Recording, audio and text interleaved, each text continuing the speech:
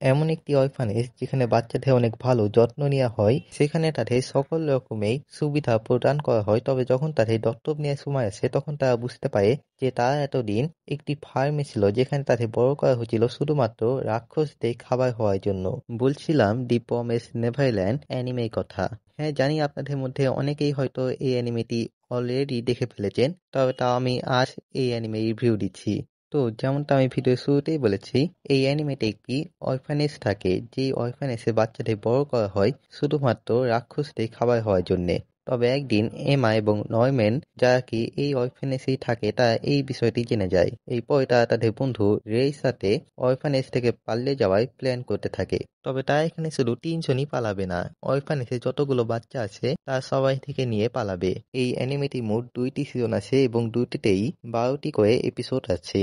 এই প্রথম এপিসোডে শুরু একেবারে স্বাভাবিকভাবে হবে, তবে এপিসোড 1 শেষ হতে হতে আপনি দ্বিতীয় এপিসোড দেখার জন্য এক প্রকার বাধ্য হয়ে যাবেন।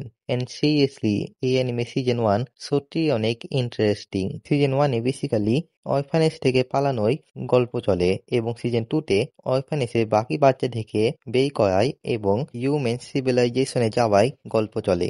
তবে সিজন 2 নিয়ে কিছু ফ্যান্সদের কমপ্লেন আছে, কারণ সিজন 2-তে পুরোপুরি মাঙ্গাকে অ্যাডাপ্ট করা হয়নি এবং কি মাঙ্গা এবং অ্যানিমে এন্ডিংও আলাদা।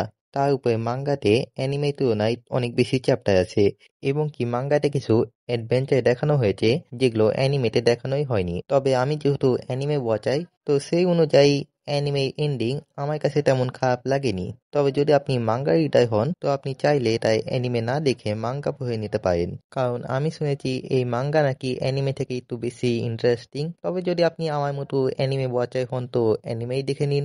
বাকি যদি বলি এই অ্যানিমেশন এবং আর্ট স্টাইল, তো সত্যি এটি অ্যানিমেশন এবং আর্ট স্টাইল অনেক ভালো এবং সাউন্ড ট্র্যাক সেগুলো তো জাস্ট অ্যামেজিং। তো ভিডিও আর বেশি লম্বা টানছি না, এখানেই শেষ করছি।